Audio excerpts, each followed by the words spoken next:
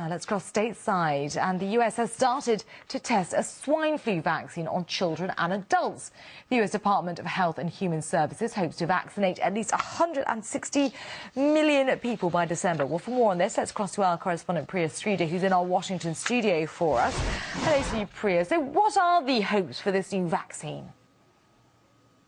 Thanks. Well, the swine flu vaccine has raised concerns with people across the world. A new survey shows that 1/3 of British nurses have said that they will not take the swine flu vaccine because they're worried about the possible side effects.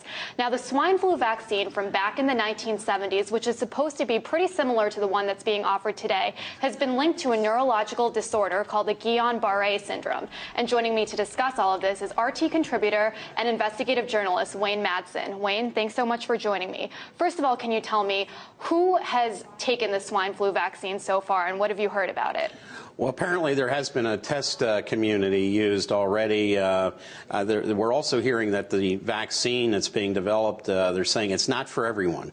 Apparently children were used as, for lack of a better term, guinea pigs in Oklahoma. I know from talking to people in the research community, even scientists who helped develop the vaccine for smallpox are saying they're not going to take the vaccine and urging their friends and family not to take this vaccine either. And what kind of side effects did these children have, if any?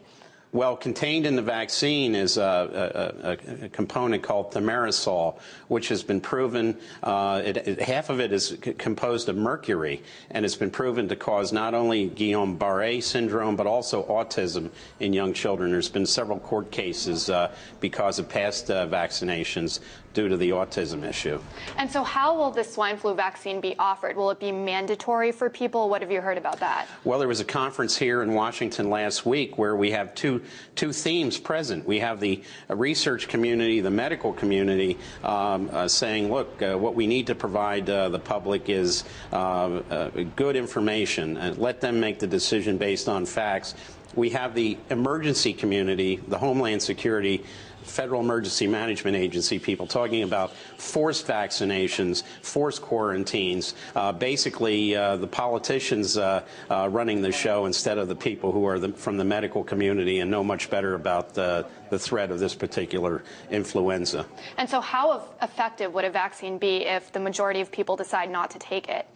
Well, for those who take it, of course, they can limit their exposure to others. But what we're basically hearing is there's a anti-vaccine movement now starting across America. As one person said from the public health community, said these people are revving up, almost like this is the enemy, and not they're going to invoke all these various protocols for emergency situations, treating these people who don't want to take the vaccine. Forcing children as a predicate to enroll in school, for example, to take the vaccine is going to cause quite a few problems here amongst the public in the United States. And how much testing was actually done on this vaccine? How come we weren't able to find one that would, not have all these side effects? Well, the testing, we're hearing, of course, there may be a recommendation for 3 vaccinations, 2 for the swine flu, 1 for the regular seasonal flu.